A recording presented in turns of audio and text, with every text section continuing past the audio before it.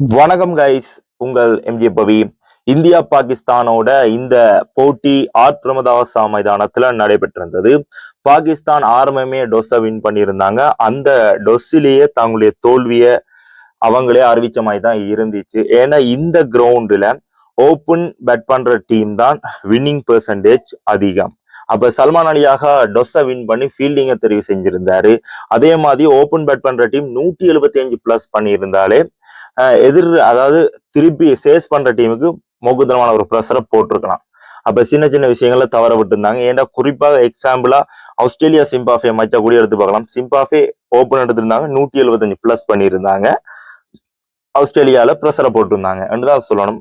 இந்த சின்ன ஒரு விஷயத்த தவற விட்டு இருந்தாரு சல்மான் அலி ஆகா.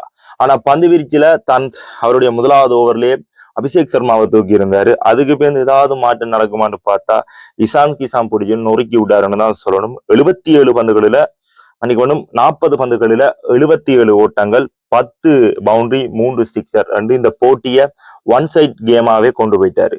திலக் வர்மா 25 ஓட்டங்கள், சூரியகுமார் 32 ஓட்டங்கள், சிவம் டூபே 27 ஓட்டங்கள்.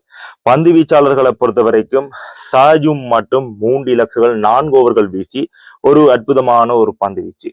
அதே மாதிரி தாரிக், பெரிதாக எதிர்பார்த்த தாரிக் ஒரு இலக்கு மட்டும்தான் எடுத்திருந்தாரு.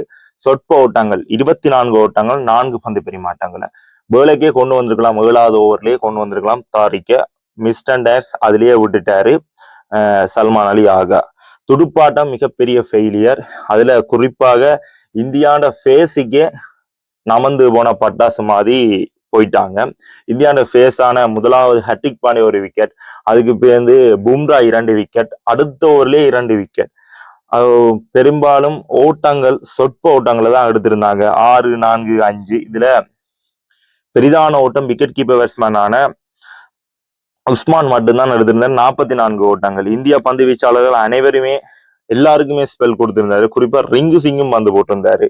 இதுல குறிப்பா அதிகபட்ச இலக்குகளாக ஹட்ரிக் 2, அதே மாதிரி பும்ரா 2 இலக்குகள், அக்சர் பட்டேல் 2, வருண் சக்கரவர்த்தி 2, குல்தீப் 1, திலக் வர்மா 1.